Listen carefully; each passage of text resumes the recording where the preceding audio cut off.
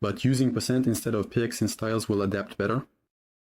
So yes and no. In this case, % and px are only used on the web. Here it's real programming. Let's say it's not CSS behind it, so we talk about style because it's the same principle. But actually a FireMonkey style looks like this. I will go back to the form that contains them.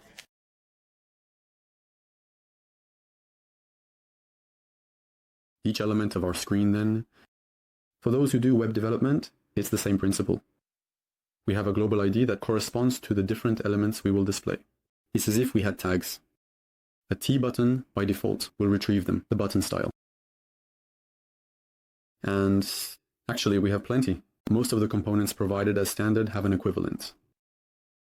Here in this case, on a label, it's therefore a text. I have a text element inside. There are the same properties as on the visual component, on the real form side, and the text also has these properties. When we create a style, in this case, I retrieve them from those that are provided. There are several ways to do it. Here, we have images. I don't know if we can display them in this one. Tools, Style Designer, Bitmap. It's there. I'm going to exit the other one. When we create a style, we do it in FireMonkey, in Delphi. For the VCL, so purely Windows projects or cross-platform projects, we first choose the platform for which we are going to do it, and we have two types of styles. New file. We have a VCL style for purely Windows projects, which we call VCL for the Visual Component Library, which is the historical thing that has existed since version 1 of Delphi and FireMonkey. Then it's the cross-platform part with all the others. So we have a style per platform if we want to avoid having the same look on Android, iOS, and so on with default styles. Or we can create a global style ourselves and import it as the default style. So for example, if I take something iOS, it will load a default style for us. iOS with a number of looks that resemble what Apple provides or what Apple expects in this case. As a result, we have color stories, and then we have images, which are actually drawings with the areas. So the style consists of retrieving the right pieces of, well, there are two ways to do it, but the simple version, and to have an image, and then cut out the piece we need. So a button will be a corner at the top left, the line, the corner, the thing, basically a 9-patch actually. And obviously in the description of the objects, if I go to the button is there. So it has several potential appearances. And so when we go over it, we have the different elements. They are described somewhere.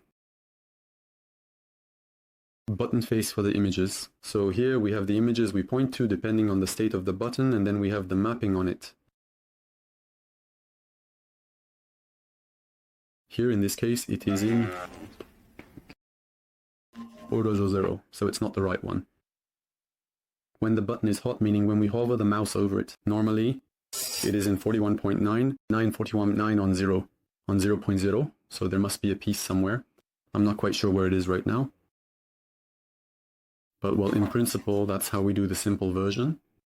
And otherwise the complicated version, but which opens up quite phenomenal opportunities. If I add, so I'm going to do it in another one anyway, because a small device, yeah. In fact, a visual component, so all the things we have on the screen. In VCL, these are things that generally come from the Windows API, and in FireMonkey, it's an assembly of elements. So a button, to always come back to the same, it has a certain number of properties that are managed in its code and events, including the click, same principle as anything in HTML, except that it dates back to 95. 95? For the release of Delphi, at the same time as Visual Basic and thus the descendants. In fact, we can modify the default style, and we can assemble the button in a different way. So the default button style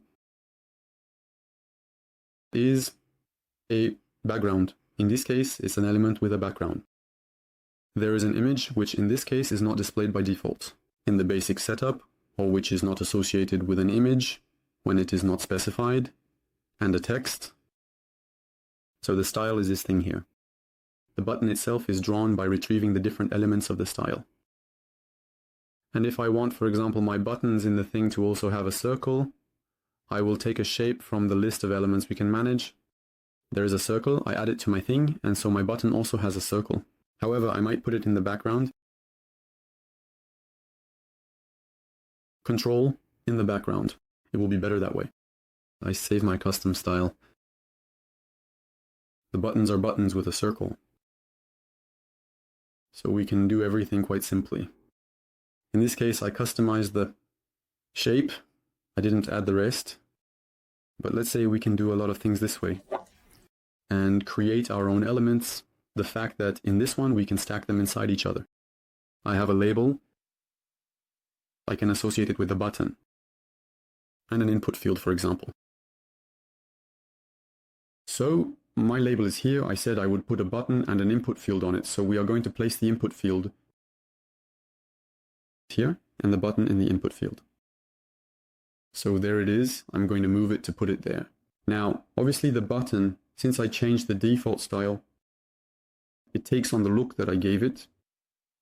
So we might modify it with the style lookup. Here, I will take the plain button style. Button style. With a bit of luck, it takes the one I customized. So I will remove the customization I made. So here I have a text, which is the label.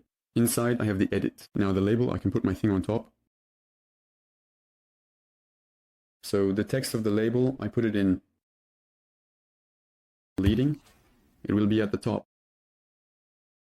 My edit, I can place it below its parent, meaning at the bottom of the label. So here I anchor it at the bottom. That's what I did on the other one. I put it at the bottom.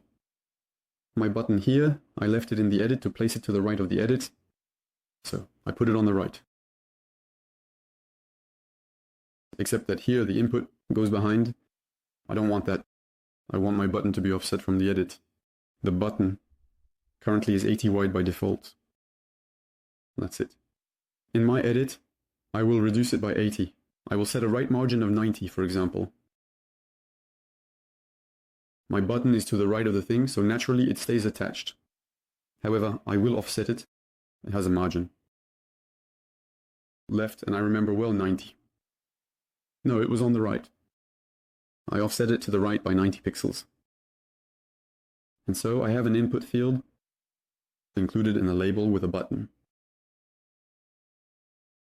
And that I can transform into a component if I want, or do whatever I want with it actually. So we can customize everything, and on top of that thing, in addition to the shapes, we can add a style that manages the color and thus transforms the button with the images we saw before. So it's very powerful. The downside is that if we apply a real style to it, the label, the edit, and the buttons can change size. So if we do something like I just did here, we can no longer customize it to the pixel. We need to delve into the style, the size of the element, to be able to adapt them through code. So it's powerful, but it can't do everything automatically. Now I could have done this differently. I could have perhaps used a layout in my design, I suppose. I think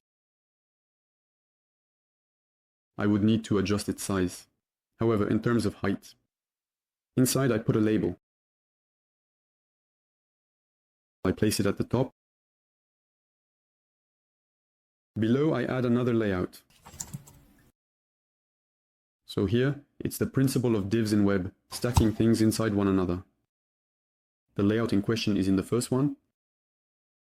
Definitely not at the label level. And so I place it at the top as well, so it is positioned below the label normally. If we put them in the right order. By the way, I will rather set it to client than to top. It will take up all the remaining space. Inside, I will fit an edit,